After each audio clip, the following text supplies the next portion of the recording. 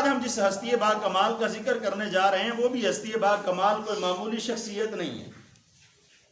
انہیں ہاشمی سید ہونے کا بھی شرف حاصل ہے.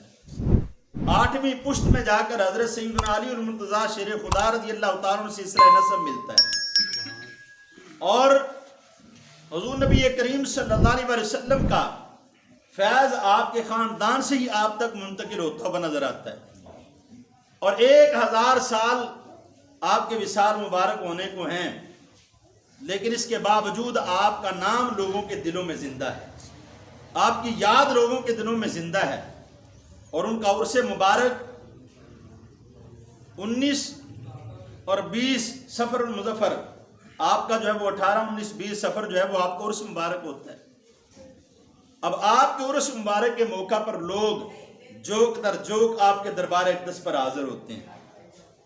حالانکہ اتنا ہجوم، اتنا لوگوں کا رش وہاں پر ہوتا ہے کہ جو لوگ جاتے ہیں وہاں پر وہ دیکھتے ہیں کہ دھکا اتنا زیادہ لگتا ہے کہ ایک آدمی بندوں میں پھنس جائے تو وہ چکر کھاتا ہوا نہ جانے کہاں سے کہاں پہنچ جاتا ہے. لیکن اس کے باوجود وہ بندہ یہ نہیں کہتا پاجی اگلے سال نہیں آنا، وہ یہ نہیں کہتا. جیسے ہی سال کے بعد دوبارہ عرس آتا ہے اس کا جذبہ پھر سے جوان ہو جاتا ہے. اس لیے وہ یہ سمجھتا ہے کہ اس دربار پر پہنچنا میرے لیے سعادت کی بات ہے.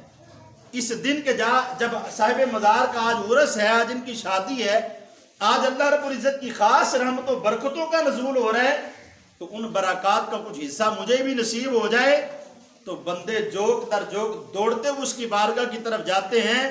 اس عظیم ہستی کا نامی اس میں گرامی حضرت سیدنا علی بن عثمان اجویری، حضرت داتا گنج بخش علی اجویری رحمت اللہ تعالی علیہ.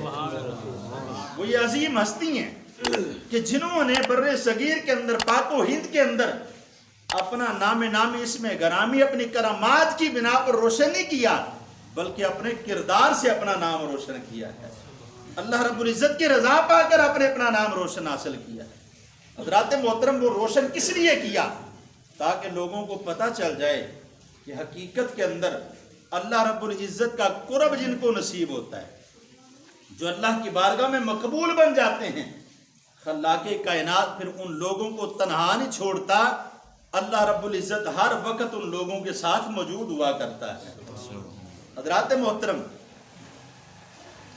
حضرت داتا گنج بخش علی اجویری رحمت اللہ تعالی علیہ، آپ کے دست مبارک پر ہزاروں کی تعداد میں مسلمانوں نے توبہ کر کے، صدقے دل سے توبہ کر کے گناہوں سے اللہ رب العزت کے رستے کو اختیار کیا، صراط مستقیم پر چلے. صاحب ایمان پہلے بھی تھے، لیکن ہدایت کا رستہ اختیار کرنا، نمازی بن جانا، ذاکر بن جانا، اللہ رب العزت کا ہر لمحہ ذکر کرتے رہنا، اللہ کی یاد میں لگے رہنا، یہ چیزیں اللہ کے ولی کی بارگاہ میں آ کر حاصل کی تو 1 200 200 400 نہیں، ہزاروں کی تعداد میں آپ کے مریدین آپ کی بارگاہ میں آئے اور آ کر صدقے دل سے توبہ کر کے اللہ کی یاد کرنے والے بن گئے.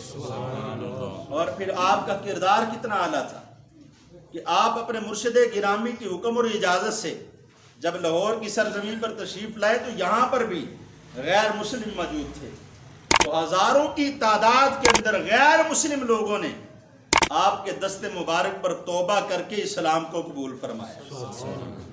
اور ان لوگوں کا مشن اپنی ذات کو منوانا نہیں تھا، اس پاک ہستی کا مشن اپنی ذات کے تذکرے کروانا نہیں تھا. اس لیے وہ یہ جانتے تھے فَاذْكُرُونِي أَذْكُرْكُمْ، یہ تو اللہ رب العزت کا وعدہ ہے کہ تم میرا ذکر کرو میں تمہارا ذکر کروں گا. اگر اس سے آگے بڑھ کر اس آیت کا ترجمہ کریں تو ترجمہ یہ ہے کہ تم میرا ذکر کرو میں تمہارے چرچے کر دوں گا. بولیں ذرا سبحان اللہ. سبحان اللہ. کہ یہاں پر یہ آیہ مقدسہ کے مصداق یہ لوگ بنتے ہیں، کس لیے؟ کہ یہ جانتے ہیں کہ اللہ رب العزت کا وعدہ سچا ہے، وہ کبھی جھوٹا نہیں ہو سکتا. اگر اللہ رب العزت یہ بات بیان کر رہا ہے کہ تم میرا ذکر کرو میں تمہارے چرچے کر دوں گا، تو آج ہم لوگ دیکھیں نا کہ حضور فیض عالم کی بارگاہ میں لوگ کس طرح سے آتے ہیں، صبح سے لے کر شام تک بیٹھے رہیں، آپ کو ایک لمحہ بھی ایسا نہیں ملے گا جس میں ذکر خدا جاری نہ ہو، جس میں تلاوت قرآن نہ چل رہی ہو. پھر شام سے لے کر صبح تک بیٹھے رہیں، ساری رات آپ کو حضور فیض عالم کی بارگاہ میں لوگ حاضری دیتے ہوئے نظر آئیں گے۔ وہ کس لیے؟ کیا وہاں پر جا کر لوگ لنگر کھانے کے لیے جاتے ہیں؟ حضرات محترم، اس سے اچھا کھانا تھوڑے پیسوں میں آپ گھر میں بیٹھ کے کھا سکتے ہیں، جتنا کرایہ لگا کر آپ حضور فیض عالم کی بارگاہ میں جاتے ہیں۔ لوگ وہاں پر دال روٹی کھانے کے لیے نہیں جاتے، لوگ وہاں پر صرف چاول کھانے کے لیے نہیں جاتے، لوگ وہاں پر جاتے ہیں تو صاحب مزار کے مزار سے فیض حاصل کرنے کے لیے جاتے ہیں۔ اس کی بارگاہ میں جو اترنے والی رحمت ہے، جو برسنے والا کرم ہے، اس کو حاصل کرنے کے لیے جاتے ہیں۔ اور ہر بندہ مومن کی طلب بھی یہی ہونی چاہیے کہ حضور فیض عالم کی بارگاہ میں جائیں یا کسی اور ولی کی بارگاہ میں جائیں، ایک ہی مقصد ہونا چاہیے کہ صاحب مزار کے پاس آئے ہیں، جو رحمتیں ان کا مقدر بن رہی ہیں، وہ رحمت خالق کائنات ہمارا بھی مقدر بنا۔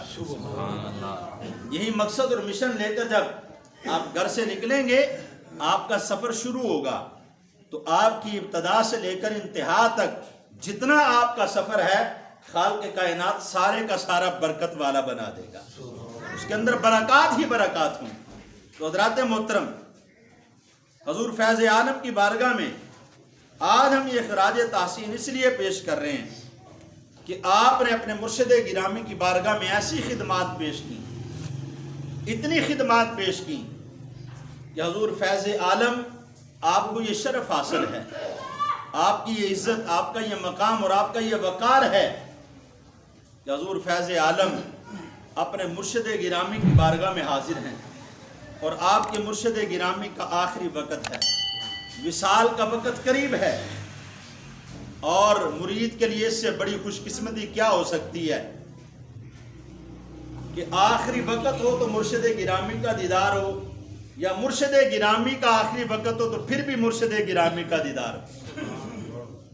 حضور فیض عالم اپنی جولی پھیلا کر بیٹھے ہوئے ہیں، آپ کے مرشد گرامی کا سر انور آپ کی گود میں ہے، آپ کے جو مرشد گرامی ہیں ان کا سر انور جو ہے وہ آپ کی گود میں ہے۔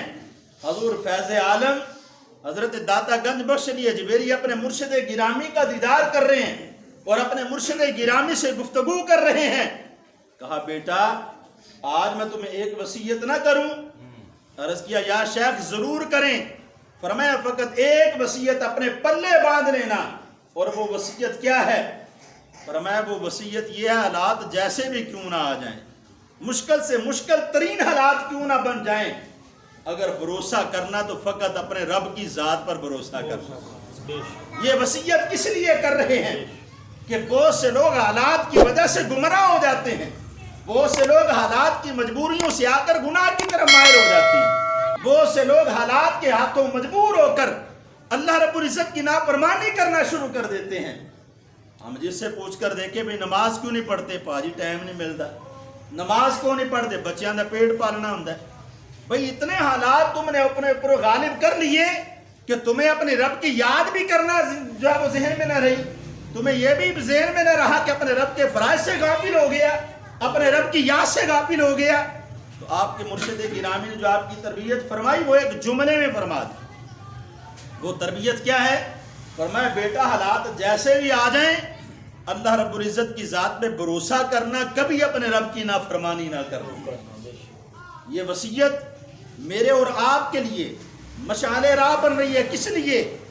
بالخصوص آج جن حالات سے، جس دور سے ہم گزر رہے ہیں، دن بدن حالات بدتر سے بدتر ہوتے نظر آ رہے ہیں، لیکن یہاں پر ہم ان بزرگوں کا جن کا ذکر ہم کرنے کے لیے یہاں پر موجود ہیں، ان سے یہ سبق حاصل کریں، ان سے یہ درس حاصل کریں کہ فقط ان کی کرامات نہیں بلکہ ان کی تعلیمات کو بھی دیکھیں۔